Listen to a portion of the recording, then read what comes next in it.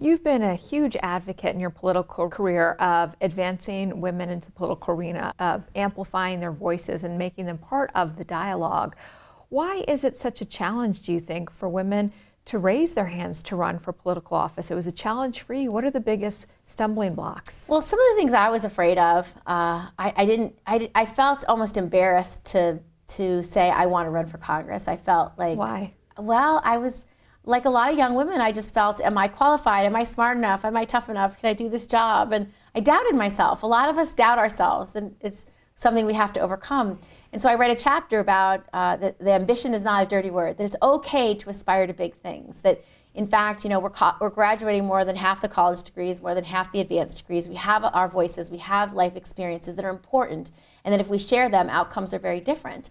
And so I really make an assurance to the reader that it doesn't matter what you aspire to. You can do anything you set your mind to. You just have to work hard and believe in yourself. And that's what ultimately I had to do for myself to be able to run and win. You describe a lot in your book the political culture in Washington, that it's often very challenging for women. When you were pregnant, you talk about some comments you received from colleagues about your appearance, about your weight and the like. Do you think the culture in Washington is still sexist?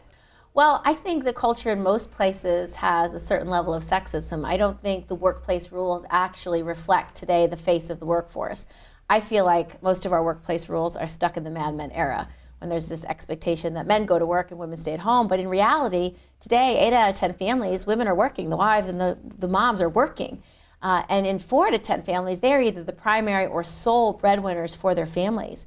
So to not have something as important as paid leave or equal pay for equal work, it really undermines women in the workplace. If you're a woman earning 77 cents on the dollar, or an African-American woman earning 68 cents, or a Latina earning 58 cents, you are really not able to provide for your children on the level that you need to, and that's wrong.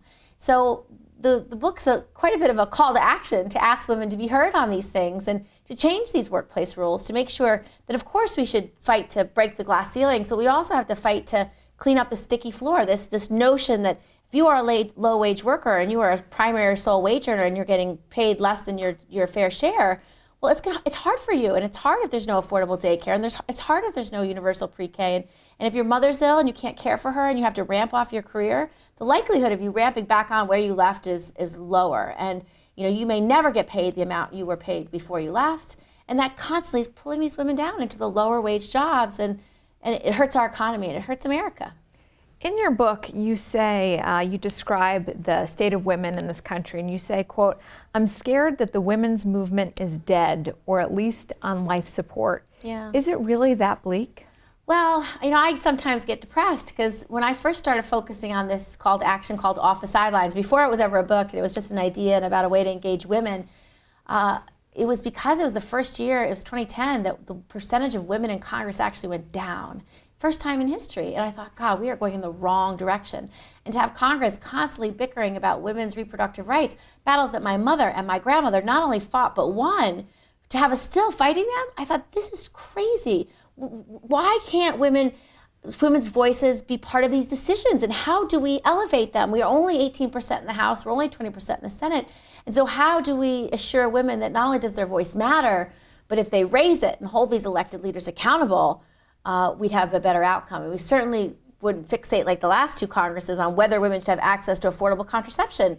98% of women in America have taken contraception in their life. We shouldn't be debating whether they have access. It should be a foregone conclusion. We should be talking about all the other things we care about, like the economy or national security. And so that's really what the book's about, that you know, our voices are so valuable, and if they're not being heard, frankly, our outcomes aren't as good as they should be.